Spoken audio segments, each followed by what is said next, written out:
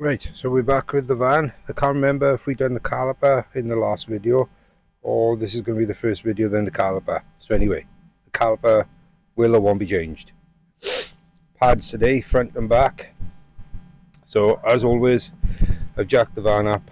I've got axle stand and the jack holding the van nice and secure. So I've got my pads. I'm not advertising, it's just what brand was available. I'm going to run through this really quick because it's not that hard really. So we're going to be loosening off that 13mm and taking out that 13mm and then lifting the caliper up out of the way. Take the pads out, new pads in, and then we've got to wind the piston back using our wind back tool from Auto Jack on TikTok. Again, I'm not advertising, but it seems a fairly good kit. You have seen the review for this, or the unboxing really. This will be a kind of a review. Right, so if I can get the camera set up, we'll get on with them bolts. Right, so I hope you can see there. I'm going to be using the cheap little battery ratchet as well, and my socket obviously to crack them off, because these would have been torqued. So I'll just crack the nuts off first. Like I say, the bottom one we'll take out, the top one we're leaving in, but we're just loosening to allow the caliper to spin up and out of the way. Use extension on there. Again, it's bitterly cold. I've got me snorkel on. Lights in the way as always.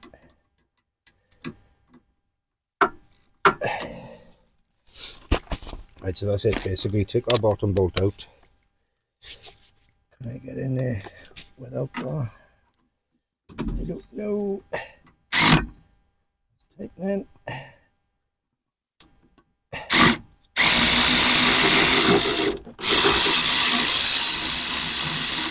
Easier than doing it by hand, isn't it? Right, so that's out. Top one's cracked off and loose. Let's get that light back up. So that caliper now should lift. Obviously we've got to be careful of the handbrake as well. Handbrake's on, so I'll go knock that off. Alright, so I've taken the caliper out. It's easier to take it out. So pads just pull out. As you can see, they're not up to much. So we're going to wind the caliper back now. So I'm going to use the tool. I'm not going to go in on how to use this. That's for another time maybe. But it's got prongs that's got to go in as well.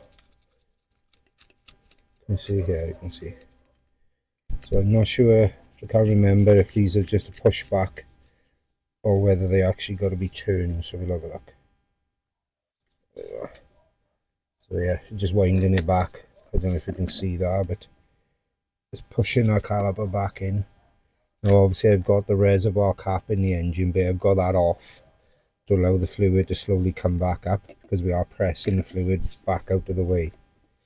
So I'm just going to keep carefully pushing that back in, making sure they don't pinch the rubber until it's far back enough. They're just going to give you enough clearance, because obviously the new pads are going to be a lot thicker than the old. So we got to give clearance with the piston. So as I say, if you right, so that pad now is starting to bottom out, which means it's starting to get right back as far as it'll go without pushing into the rubber. So I'm going to try in there. That should be enough for our new pads to fit in. So we've got our new pads there. If we can open these with something. Didn't think this through really, did I? Should have opened the pads earlier. There you are. Can't think of everything, can we? Anyway, there's our new pads. Now, it's up to you. Again, this is going to spark debate, expect. But I like to put a little bit of copper slip, copper grease, just on the parts that are going to contact the carrier. It's entirely up to you. If you want to do this, don't do it. If you don't want to do it, don't do it. I'm not telling you to do any of this. I'm just bringing you along for the ride as I do it. So that's your copper slip. Exactly like it says. It's grease made from copper. I'm going to go spare in it. You don't need loads and you don't want to get it on the pads. So I can hear the car come in, because obviously we're doing this on the side of the road. So I'd love to have a garage, but there you are. So you can give this a wire brush and clean off as well if you want to, the carrier. That's the new pads in place. So we're going to lift our caliper now back up and then put our bolts back through. You can put a little bit of copper slip on the bolts as well, making sure we don't pinch or trap our. Anyway, that's give us plenty of clearance now on that. Push our carriers in and make sure, remember, our springs have got to be seated behind. Once I find the bolts, there they are. Right, so I'll get the top one in.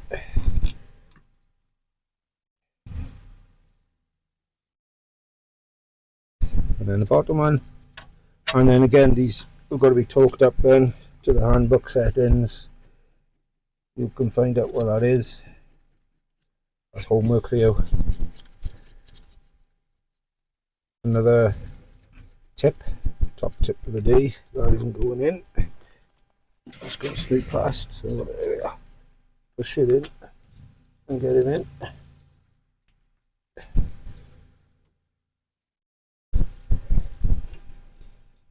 Top tip of the day, make sure that these sliders, because they slide in and out, make sure they're nice and free. If they're stuck, then you're going to have an even brake pad wear. Just torque them up, pump your pedal a couple of times, and that's the rear done. Okay, so we're at the front now. We've done the opposite rear, so we're at the front now. So obviously jacked up, axle stand underneath. I've already loosened, can you see? I've already loosened that top bolt, and I'm going to take this bottom bolt out now, and that will allow me to flip the caliper up. So I'll get you set up on a little stand or something, and you can see what we're up to. Okie dokie, let's get going. What am I looking for? That.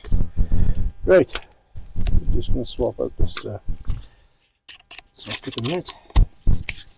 So we take this bottom bolt out completely.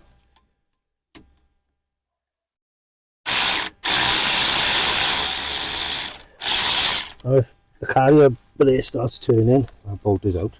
If it starts turning, then you can use a spanner on there to hold it while you take that bolt out, because sometimes they do snag. So it's a case now of prying that caliper out. Sometimes they come easy, sometimes they don't. This one isn't too bad, but look at it. I lucked out. So that's all I'm going to do is I'm going to just flip that up. Careful not to pinch any of the pipe or anything. And then there's your pads, they should just pull out. Again, they're not too bad, but they need changing. So, up top now with the caliper. There you are. If I bring you in now, I can show you this one is a double pot, 2 pistons. It's got to be pushed back, whereas the back was only 1. Same principle though, we use the pusher and we just put a bar across the 2 pistons to push them both as we go in. So I'll bring you up and I can show you that. Here we go. Right, there you are. You see there's 2 pistons on this one. A lot of cars or vans will only have 1, some will have 2, some will have 6. Doesn't matter. Same principle, you've got to push them back to make room for the thickness of the new pads. So I'm going to put probably my pusher in this socket, and then I'll have a bar or something across. just to try and push them both back at the same time. Again, it's pointless me trying to show you everything. I'm just trying to explain to you how I do it. So I don't know if you're gonna see much or from there. Just brace that. Hello, I got my seal hat on today. Right, just a quick tip again. What I've done is I've used an old pad, brake pad, across the two pistons and my pusher to push against. And then all I've done is I've held the top piston in as I'm pushing with the bottom to brace across the two, to push the two in. So I'll put it back down there. Hello, you are. So basically it's just the repeat now of what we've done on the back. This, the new pads, a little touch of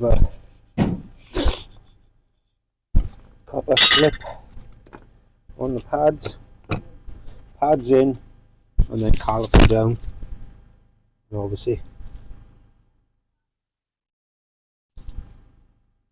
tighten the bolts up to torque spec, go in and have a nice cup of tea. Now obviously if these were censored, the pads themselves, you'd have a wire coming off that you'd have to unplug, like a multi-plug. So you've got to be careful that you don't rip that wire out. But these are just ABS discs. There's a sensor at the back of the disc. So let's have a look, see if you've got enough room. I hope so. Sometimes you're going to push and squeeze.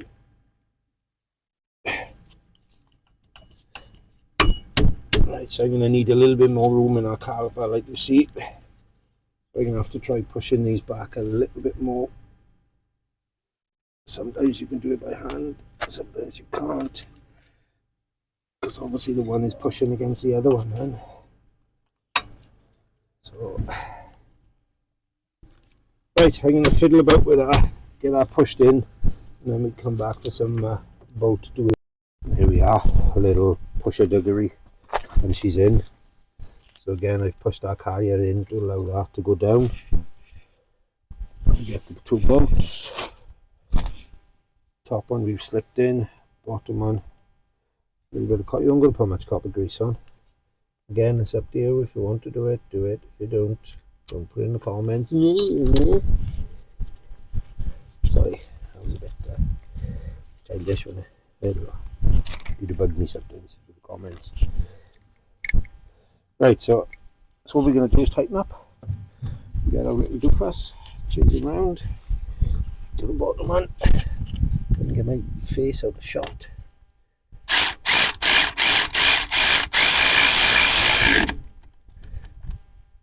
There.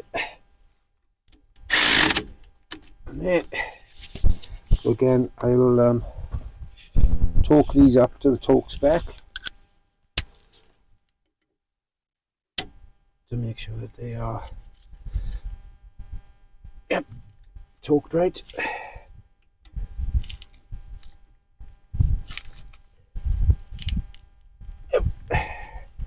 Perfect torque set then. Obviously go to the torque setting in the book, don't do it by elbow torque like I do. But basically that's it. So all you do then is wheel back on, tighten everything back up, put your reservoir cap back on, pump your brakes a few times just to harden them up, and then go for a drive, test your brakes. That should be it. Shouldn't need bleeding because you haven't put really air into the system, you've just pushed the fluid back and let it draw back forward. So hope that helps. That's front and back rear caliper pads, rear brake, front and rear brake pads on the Vauxhall Vivaro. This is a 2 litre 2008. And my brain has got freeze now, so it's so cold. Right, I'm going to get this wrapped up, get in, get warm, have a coffee, and see my beautiful wife. Stay tuned, people. More videos coming.